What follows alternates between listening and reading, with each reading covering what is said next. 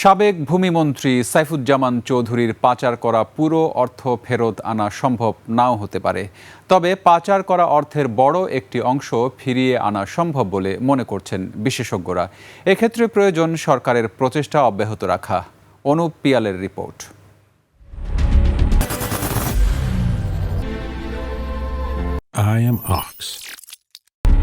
বাংলাদেশ থেকে বিপুল অর্থ পাচার করে সাবেক ভূমিমন্ত্রী সাইফুজ্জামান চৌধুরী যুক্তরাজ্যে গড়েছেন সম্পদের পাহাড়।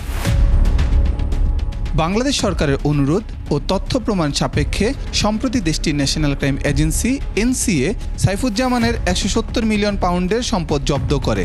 এসব সম্পদ এখন বিক্রির উদ্যোগ নিয়েছে যুক্তরাজ্যের সংশ্লিষ্ট কর্তৃপক্ষ। বিক্রয়লব্য অর্থের একটি অংশ পাবে বাংলাদেশের ইউনাইটেড কমার্শিয়াল ব্যাংক ইউসিবি।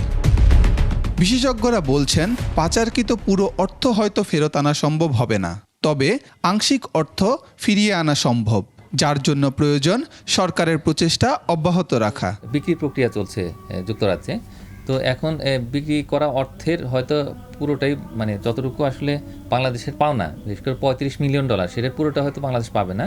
তো সেখানে যদি $5-7 মিলিয়ন ফেরত পায়, এটা একটা বড় ঘটনা। এছাড়া সরকারি পর্যায়ে লিয়াজু ও কূটনৈতিক তৎপরতা চালিয়ে অর্থ উদ্ধার প্রক্রিয়া আরও জোরদার করার পরামর্শ তাদের।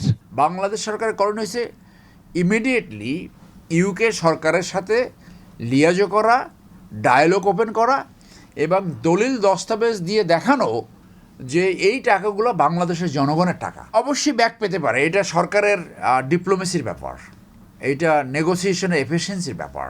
হাসিনা সরকারের 15 বছরে বাংলাদেশ থেকে পাচার হয়েছে $234 বিলিয়ন। এসব অর্থ ফেরাতে সরকারের 11টি যৌথ তদন্ত দল কাজ করছে।